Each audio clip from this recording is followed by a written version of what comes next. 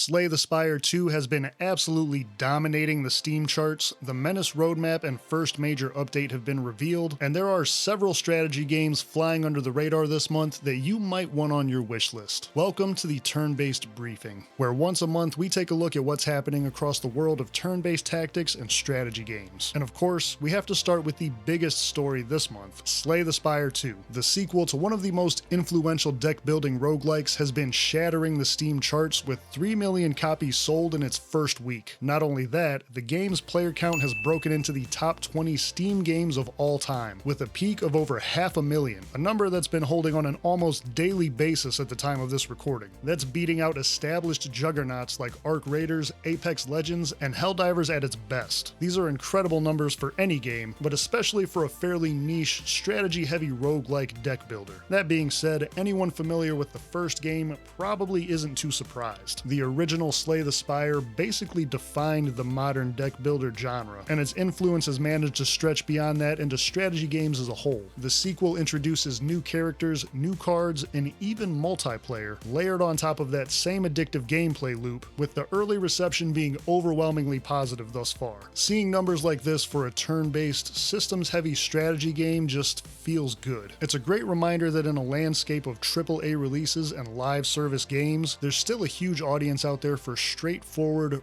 replayable strategy experiences. Of course, Slay the Spire 2 is still in early access, so the real test will be how it evolves over time, and if the developers can continue to expand on their winning formula. I'll be honest though, I haven't even jumped into this one yet. I've always been more of a Monster Train guy myself, so feel free to roast me in the comments for that, or let me know your thoughts on Slay the Spire 2 and if it lives up to the hype that it's been getting.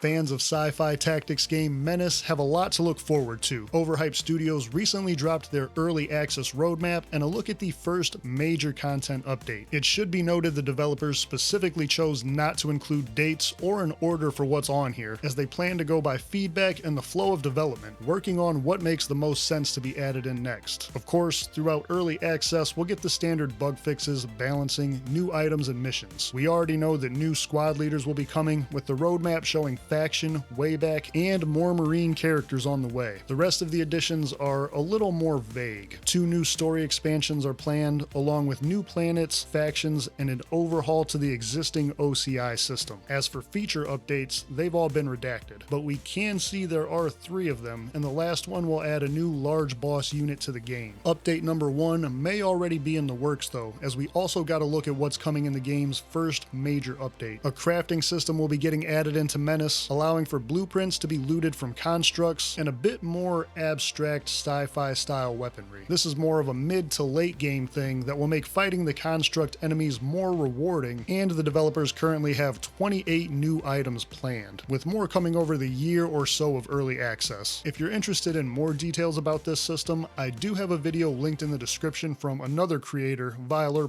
that breaks it down quickly and straight to the point.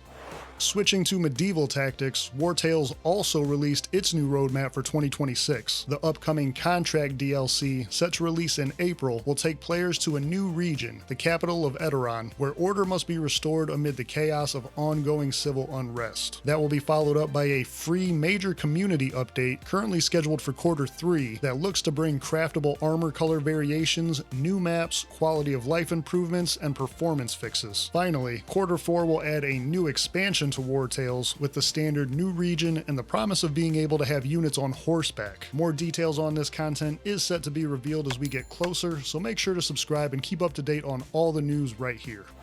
A few big announcements on the indie side of turn-based tactics this month. Those Who Rule, a Fire Emblem-esque tactical RPG that has gotten a very positive reception, announced that a sequel is in development and available to be wishlisted on Steam. Those Who Rule combines a traditional hex grid with some unique combat mechanics like Zone of Control, plus a dynamic leveling system and more serious, gritty tone. On the early access front, 2 long-awaited sci-fi games have announced their 1.0 versions: Stellar Tactics, an RPG featuring turn-based ground combat, space exploration, and a massive living universe, will release its 1.0 update on March 30th, after nearly 10 years in early access. The game has an intentional old-school feel, mixed with a sandbox-style world that you can explore at your own pace. For fans of the early XCOM games, Xenonauts 2 announced that its 1.0 version will be going live on April 2nd. This is your classic squad-based tactics with boots on the ground, while you build a global network of bases and fighter wings to manage on the strategy layer. The developers have also been laying the groundwork for modding tools and support, something that will only be expanded on further once 1.0 has been released.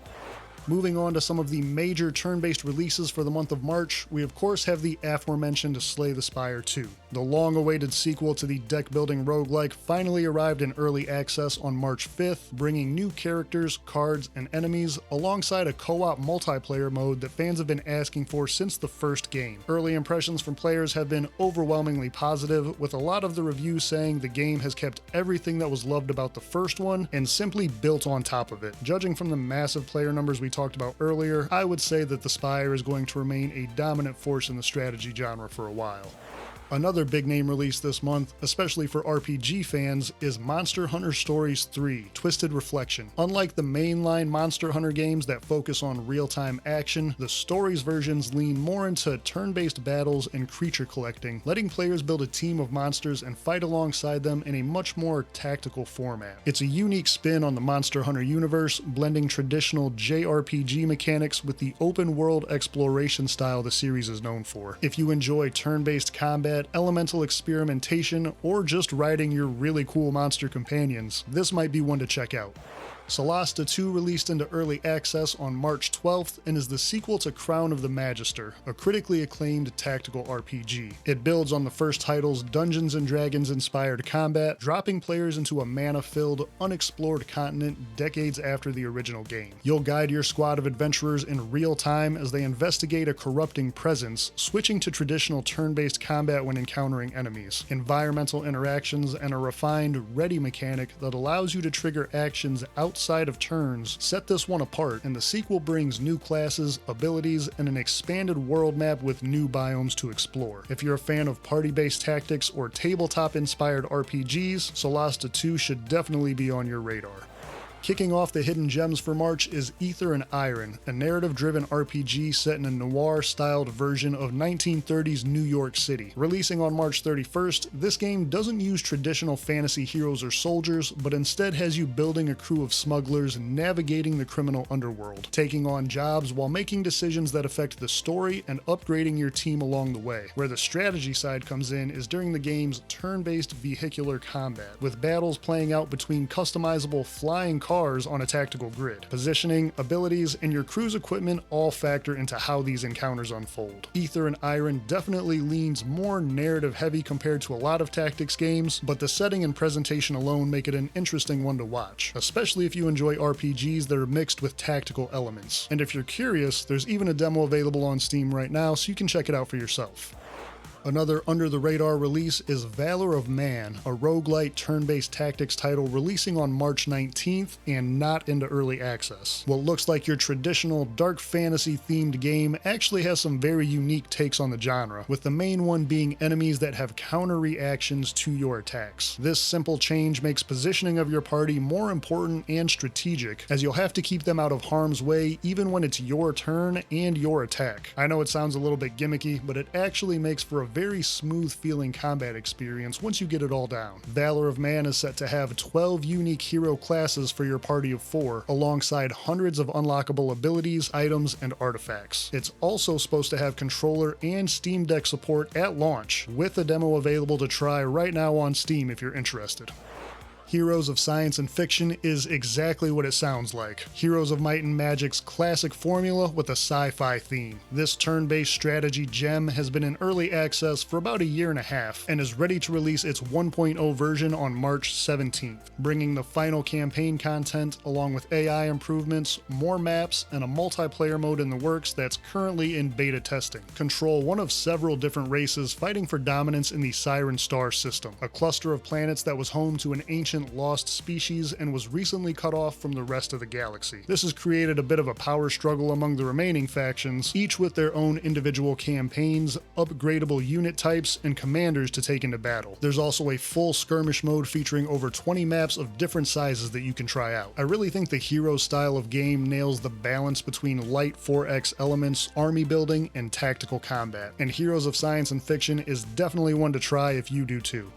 Another game hitting 1.0 after a fairly short period of time in early access is Bloodgrounds, a gladiator-themed title that blends grid-based tactical combat with roster management and a hint of city building. Releasing its 1.0 version on March 12th, Bloodgrounds also has a pretty crazy 50% off sale to celebrate, leaving it priced at only $9.99 until March 26th. You recruit and train a team of gladiators, equip them with gear and abilities, and send them into brutal arena battles, where positioning and winning the favor of the audience can make the difference between victory or death, and the stakes are fairly high. If one of your gladiators falls in combat, they're gone for good. Between fights, you'll expand your estate, unlocking and upgrading new buildings to strengthen and heal your fighters as they move from region to region and take on the reigning champions. Bloodgrounds is a gruesome good time and sitting at a great price if you want to check it out for yourself.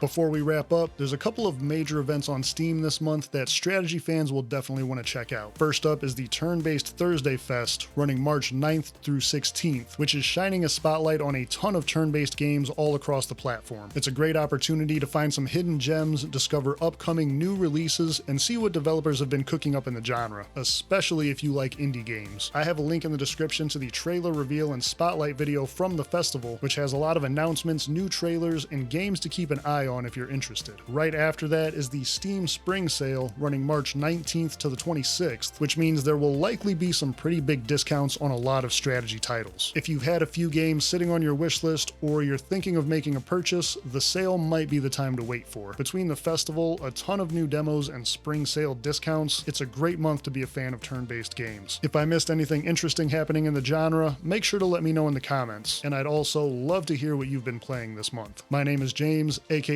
Grid Commander. Thanks for watching, and I'll see you in the next one.